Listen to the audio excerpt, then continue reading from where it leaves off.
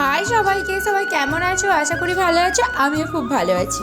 হ্যাঁ, আজ কোথায় যাচ্ছি, সেখানে গিয়ে কী করলাম, সমস্ত কিছুটা তোমাদের সাথে শেয়ার করব। চলো ফুল ভিডিওটা দেখতে থাকো।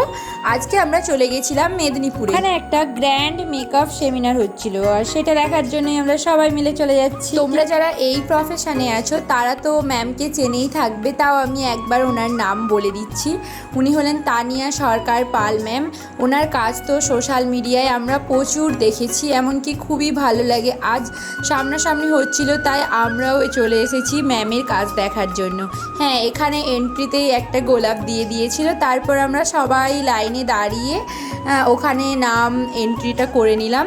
তারপর সবাই ওয়েট করছি ম্যামের জন্য। এখানে সত্যি বলতে আমরা অনেককে চিনি, আবার অনেকে চিনি না, কিন্তু এখানে এসে সবার সাথে পরিচয় হয়ে গেল, কি ভালো লাগছে। তারপর এখানে সমস্ত মেকআপ আর্টিস্টরা দাঁড়িয়ে আর একজন বেস্ট মেকআপ আর্টিস্টকে ওয়েলকাম করলো। হ্যাঁ, সবাই মিলে আমরা উঠে দাঁড়িয়ে এমনকি খুব চিৎকার করে আনন্দ করছিলাম। সত্যি ম্যামকে তো সামনে থেকে কখনো দেখিনি, ফার্স্ট টাইম দেখছি, তাই জন্য সবার মনের মধ্যে একটা আলাদা রকম অনুভূতি ছিল।